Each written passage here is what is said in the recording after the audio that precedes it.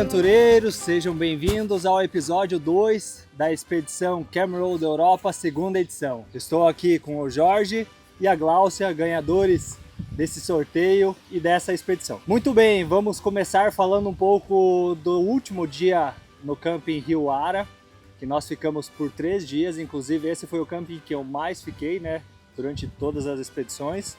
No máximo que nós tínhamos ficado eram 2 dias e agora tivemos que ficar mais um, mas por um motivo não tão bom, né? Como vocês acompanharam, acabei sofrendo um acidente na trilha no Odessa e Monte Perdido National Park.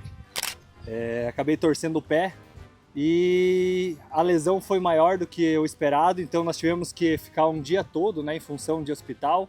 Fomos em 2 hospitais para fazer exames, ver o que tinha acontecido e graças a Deus não foi nada demais, não precisamos fazer cirurgia. Então isso foi um ponto positivo, né? E ficou aprendizado, né? Nós acabamos perdendo um dia da expedição nessa função, tivemos que ficar no camping, mas graças a Deus foi aprendizado, né? E agradeço também por ter o Jorge e a Gláucia aqui, que me deram muito apoio, né, naquele momento, porque sozinho eu não ia conseguir fazer nada, né? Nem caminhar não conseguia colocar o pé no chão, quem dirá dirigir ou enfim, buscar ajuda, né? Então, obrigado por vocês terem prestado esse suporte para mim. Não sei se vocês querem comentar alguma coisa ainda sobre o camping Rio Ara, sobre esse 3º dia, sobre o que aconteceu. Por pior que tenha sido você ter sofrido o acidente, que bom que foi lá, porque era o melhor camping, até agora é o melhor camping de melhor estrutura, e o povo espanhol é de uma simpatia, de uma gentileza, prestatividade, eles ajudaram demais a gente. Então, já que aconteceu, que bom que foi lá. É verdade. Né? Primeiro a gente foi ali em Torla, né? Não, na verdade a gente já foi direto em Broto, e aí lá em Broto tinha uma estrutura mínima, né? A enfermeira só fez um curativo ali, uma tala que ainda saiu bem caro, né? 70 euros. 70 euros só para poder dar uma enfaixada no pé, e encaminhou a gente para Raca, e aí lá em Raca, o hospital muito legal, né? Você foi muito bem atendido, os médicos, os enfermeiros, inclusive na saída, a gente passando com o motorhome, eles trouxeram o Kimi até a porta do hospital, quase ajudaram ele a subir no motorhome de volta, foi bem legal. E aí de lá a gente voltou, né, para Torla, onde fica o Rio Ara Camping, bem legal. A experiência lá foi bem positiva, mesmo tendo ocorrido o acidente que infelizmente aconteceu. São situações que a gente não consegue prever, né? Então a gente tem que ir ajustando, né, a nossa viagem, a nossa expedição, conforme os fatos vão acontecendo. Então a gente teve que fazer algumas alterações. Só recapitulando, falando um pouquinho do hospital, eu tive que fazer os pagamentos, né, com a questão do seguro viagem, né, que a gente tem, nós 3 temos. Então o seguro nos disse para fazer o pagamento, né, nos hospitais, sobre o tratamento, em farmácias, e guardar os comprovantes, né, pegar as notas, e aí eles vão fazer o reembolso. Geralmente é assim que funciona o seguro. Então, por mais que eu tenha pagado, mas esse valor vai voltar para mim. E outro fato importante também, né, que nesse tumulto, nessa confusão que aconteceu, nesse incidente, tivemos um fato positivo, que foi o Jorge conduzir o motorhome, né? Então ele nunca tinha dirigido motorhome, pegou num lugar um tanto quanto difícil, pois são ruas estreitinhas, né? Lá nos Pirineus, bastante montanhas, então um lugar um pouco difícil para se pegar, mas ele conseguiu, foi muito bem, né? Então foi mais um fato positivo que agora também já está encaminhado aí, temos 2 motoristas habilitados para o restante da expedição. O camping é cercado de uma vegetação muito verde e por montanhas lindas do conjunto dos Pirineus aragonês. Fica próximo à divisa já com a França, que é um parque nacional, como o nome diz, e esse parque ele tem acesso gratuito, né? O que me chamou muita atenção, pois a maioria dos parques nacionais que eu visitei, eles cobravam uma entrada, né? Cobravam um ingresso por pessoa, e esse tem uma estrutura fenomenal, né? Uma preservação muito bacana e acesso grátis. Então, saindo, né? No dia seguinte, saindo já de Torla, nós seguimos rumo à França, que seria o nosso próximo destino, né? Antes de entrarmos na França, Como eu lembrava da primeira edição, os preços na França são um pouco mais elevados comparados aos da Espanha. Então a gente fez mercado, abastecemos o motorhome, compramos tudo que precisava para de fato entrar na França sem precisar ali uns 2, 3 dias, não precisar comprar nada demais, né? A não ser os pedágios, que também é uma facada, né? Na França a gente foi até a cidade de Saint-Jean-Pied-de-Port, que é uma cidade pequena, um vilarejo também um pouco histórico, assim, antigo, mas o fato mais interessante do lugar é que é um dos pontos de partida, né, dos peregrinos de Santiago de Compostela. Como essa peregrinação acontece em vários países, tem vários trechos, Saint-Jean-Pied-de-Port é um dos lugares, né, de partida ali da França, então por isso é um lugar bastante visitado. E a gente parou num camping lá que estava praticamente lotado também. A gente vê que ali a gente começou a entender um pouco mais, né, que essa cultura do motorhome mesmo é muito forte, muito presente. E dali para frente todos os campos que a gente parou sempre com ou lotação máxima, ou esgotado, ou perto disso, né? Eu gostaria de ouvir de vocês, então, o que vocês acharam de Saint-Jean-Pied-de-Port? Bom, é uma cidadezinha muito bonitinha. Realmente a gente vê que o turismo é todo voltado para essa parte da peregrinação, tanto os souvenirs que a gente foi procurar em loja, a gente faz coleção de imãs de geladeira, tudo voltado para peregrinação. É uma cidade muito bonitinha e que fecha tudo muito cedo. A gente foi procurar um restaurante, já era mais de 10 da noite, a gente não achou nada aberto. Então fecha tudo muito cedo, mas assim, é muito bonitinha, as ruas são lindas, a arquitetura é bem bonitinha. Gostei da cidade. A cidade em si muito legal, muito bonita, mas a gente já começou a pegar alguns contratempos na estrada de trechos bem estreitos, né?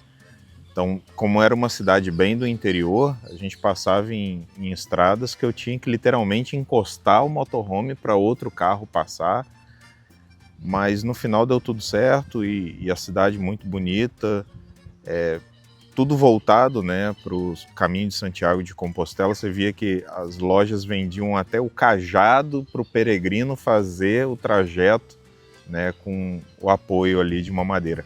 Bem legal, bem interessante, né, a cidade. O caminho de Santiago de Compostela, essa peregrinação, ela é famosa no mundo inteiro, né? E como eu falei, são vários trechos, né? Na França tem na Espanha, Portugal, na Itália, se não me falha a memória, então são vários trechos, mas esse é um dos principais pontos de partida, né? Então, saindo de Saint-Jean-Pied-de-Port, nosso próximo destino seria Saint-Malo. Inclusive, esse destino, Saint-Malo, não estava no nosso roteiro, mas em virtude, né, dos fatos, eu tive que mudar um pouquinho os nossos planos para os próximos dias, porque eu não conseguiria fazer muita aventura e ficaria um pouco limitado, né? Então nós buscamos alguns lugares diferentes que a gente poderia estacionar o motorhome e de repente aproveitar ou apreciar a cidade ou o local próximo ao motorhome, para eu não ter que me locomover muito, né? E também o Jorge já tinha visto uma série, né, que falava um pouquinho de Saint-Malo, então ele falou, por mim, ok, vamos lá, que acho que tem bastante coisa legal. Apesar do nosso trajeto, né, foi um dia bastante longo, né, esse de ida até Saint-Malo, porque estava chovendo, então foi um dia um pouco cansativo, mas chegamos lá já anoitecendo, montamos o acampamento num camping muito bom, né, com uma estrutura muito grande, inclusive, talvez uma das maiores que eu já vi, com 200 vagas, né, para motorhome, então é algo bem grande, e esse camping ele fica bem na península da cidade, assim, no extremo terrestre da cidade, né.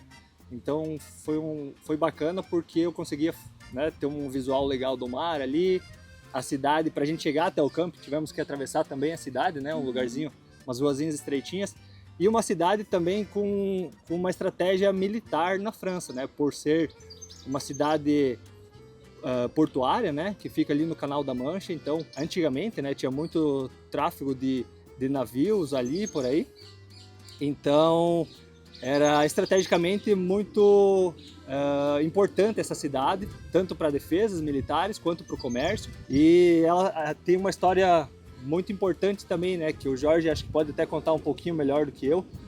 Tem toda uma história, né, da cidade. Bem atrás do camping que a gente ficou com o motorhome tem um bunker da Segunda Guerra. Esse bunker é bem aquilo que os filmes de Hollywood mostram mesmo. Tem uma estrutura toda de metal cravada no chão, que tinham só os buraquinhos, né? Os buracos quadrados eram onde os soldados colocavam as armas para atirar, né? No pessoal que tentasse invadir. E os buracos redondos lá dessa fortificação, dessa estrutura de metal, são os tiros que eles recebiam dos inimigos. O pessoal tem uma baía muito bonita, né? Fica no alto assim de um penhasco e aí tem uma baía do lado de baixo. A água esmeralda ali, a Saint-Malo é conhecida como a Costa Esmeralda da França. E aí os aliados, né, que na época tentavam invadir ali no dia D, enfim, invadir a Normandia para retomar a França, o calibre menorzinho devia ser 1.30, 1.50, um negócio absurdo. Imagina você tanto ali dentro quanto do lado de fora, enfim, dá para perceber bem ali o histórico mesmo do lugar. Então, uma história absurda, muito legal, assim, de aprendizado mesmo, e a história tá lá, né? Você vê os buracos literalmente de bala da época da Segunda Guerra. Saint-Malo, ela pertence à Bretanha, né? Que é uma província, digamos, na França, ao lado da Normandia, né? Que será a próxima cidade que a gente vai visitar. E ambas as províncias foram invadidas, né, no dia D, o famoso dia D, na Segunda Guerra Mundial, que foi no dia 6 de julho de 1944. 6 de junho.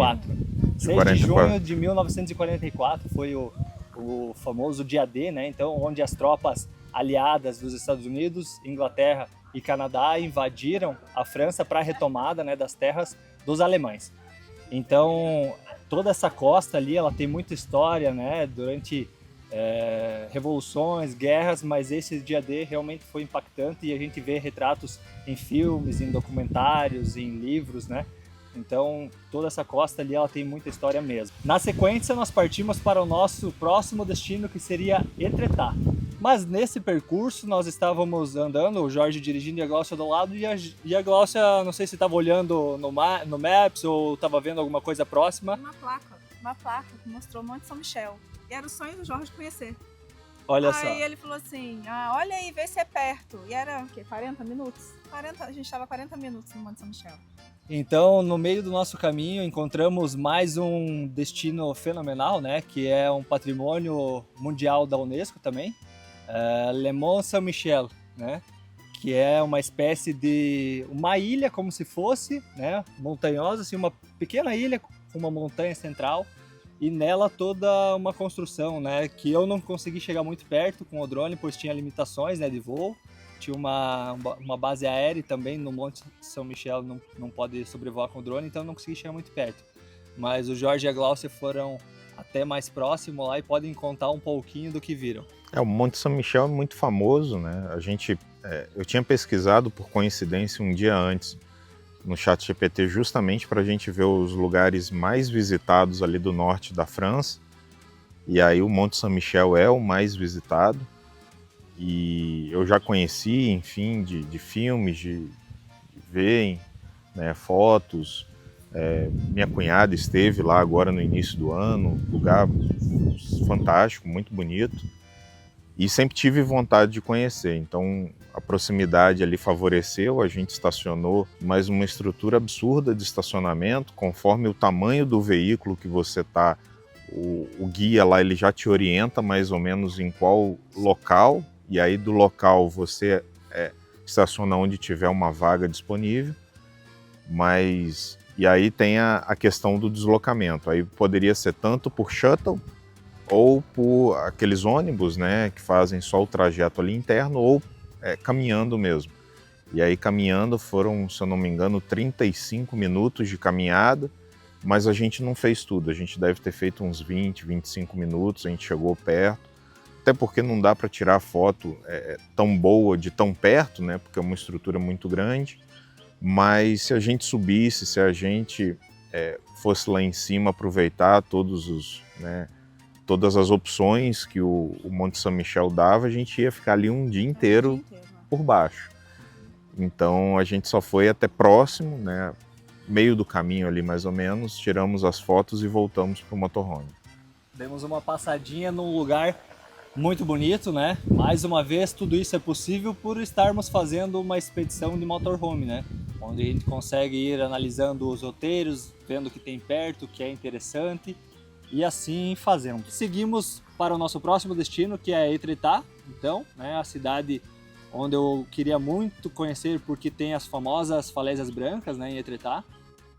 Só que tem a questão de que é um vilarejo pequeno e não tem camping também, não tem estrutura para motorhome. Então buscamos um camping aos arredores, né? E no dia seguinte, aí sim, fomos para Etretat. Chegando então em Etretat, uma cidade incrível, um centrinho muito bonito, bastante turista nas ruas, pouca circulação de carro, né? Então um lugar muito turístico mesmo e com vários estilos de construções, né? Eu vi um estilo, tinha um pub lá que era uma construção texana, aí tinha um outro que parecia ser um shopping asiático, aí tinha outras construções francesas mesmo, né? Aquele estilo francês, com cores diferentes, então um lugar muito bonito, assim, com uma mescla de cultura, uma mescla de sintonias, e essa foi a França, né? Essa foi a nossa última cidade na França, né? Eu queria ouvir de vocês o que vocês acharam, né, da França, quais foram os pontos positivos, negativos. Eu adoro a França. Eu acho, para mim, é o idioma mais bonito do mundo, é o francês. Eu estudei francês por um tempo, ainda não falo, mas consigo ler bastante. Eu acho que, para mim, o ponto positivo da França é a arquitetura. As cidades são todas muito bonitas, muito organizadas. Um ponto negativo é a parte que a gente não consegue se comunicar muito bem não falando francês, porque eles não aceitam muito bem o inglês, pelo menos nessa parte norte que a gente estava. Eu acho que esse foi um ponto negativo, a gente não conseguir se comunicar, mesmo com o Google Tradutor, eles não têm nem paciência de tentar. Sobre a comunicação, realmente, os franceses, a gente já tinha constatado isso na primeira edição, e os franceses, eles são um povo um pouco fechado, assim, eles têm uma certa rivalidade, né, com os ingleses, por isso eles são o idioma local deles, e só, né? Muitas vezes nos campos onde eu encontrava com pessoas mais jovens, que eu, né, acreditava que com certeza falariam um inglês muito bom, né? Porque aqui na Europa é meio que padrão, né? As pessoas aprenderem 2, 3 idiomas, mas até essas pessoas mais jovens tinham um inglês muito ruim de se entender, ou às vezes nem falavam, então realmente a comunicação. E também é um povo um pouquinho mais frio, né? Mais aquém, assim, eles não têm uma interação tão calorosa quanto os espanhóis, por exemplo, né? A diferença é gritante dos espanhóis. Assim, em relação ao povo, tá claro, né? A gente, inglês a gente conseguiu falar, eu acho que juntando todas as cidades a gente conseguiu falar bem no camping de Saint-Malo. Saint-Malo, o pessoal conversava bem inglês, enfim, mas assim, chama muito a atenção também os preços da França, né? Igual você comentou do combustível, a gente abasteceu. Esse não tinha jeito, a gente sabia que era mais caro, mas tinha que parar, já era ali mais próximo de Paris, né? Que a gente passou perto na estrada e aí já pagamos 2 e pouco euros no litro de diesel. E aqui na Bélgica, por exemplo, que a gente, né, saiu de lá hoje cedo, é muito corrido, né? A gente estava lá, até agora há pouco a gente estava lá, a gente achou diesel a 1,50, então 50 centavos de euro de diferença, se a gente multiplica aí por 6 e pouco, mais de 50 mais ou menos, mais, né, de R$ 3,50 por litro de combustível no motorhome que deve caber ali uns 100 litros, né? Então a diferença é bem gritante. Exatamente. A França, ela tem os preços um pouquinho mais elevados, mas eu já sabia disso, então quando a gente precisou abastecer na França, eu coloquei só o necessário para, né, passarmos para o nosso próximo destino.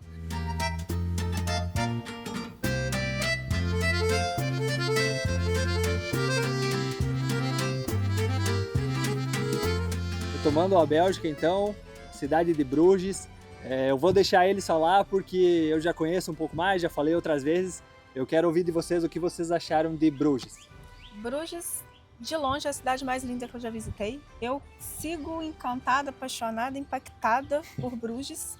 Todo lugar que você olhava você não acreditava naquilo. Parece que é uma cidade de mentira. Parece que ela foi toda feita em isopor, que é uma maquete de tão linda que é. E aí tem arquitetura, tem natureza, tem restaurante de tudo quanto é tipo, né? A culinária é maravilhosa. Eu amei Bruges. Para mim é o ponto alto da viagem até agora, disparado. Eu acho muito difícil alguma outra cidade superar Bruges para mim. Eu gostei bastante também, muito bonita a cidade. A gente chegou numa praça lá principal, e aí nessa praça você já fica uma beleza absurda. Tem uma estrutura, diria que medieval, toda de pedra, enfim, com uma torre muito alta. É tanto detalhe que você não sabe nem para onde você olha, né? É tudo tão lindo, tão muito de tudo.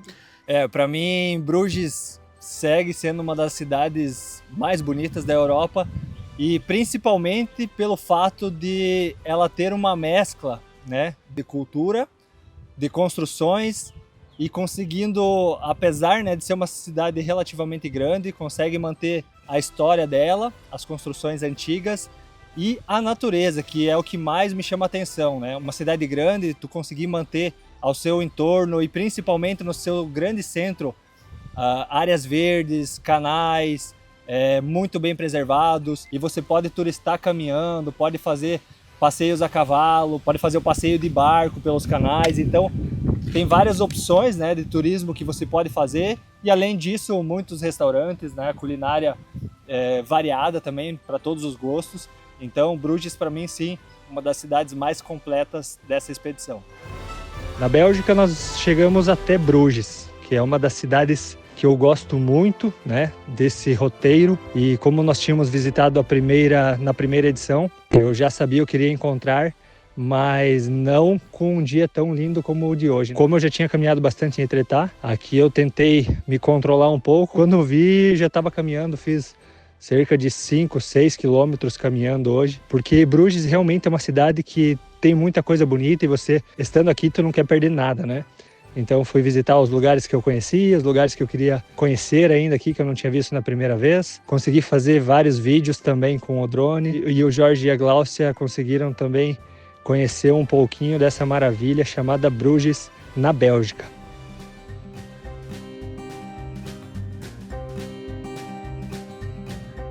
Então é isso, pessoal. Nós fechamos o segundo episódio do Camera Road Europa. Nosso próximo destino é a Holanda, né? Países Baixos.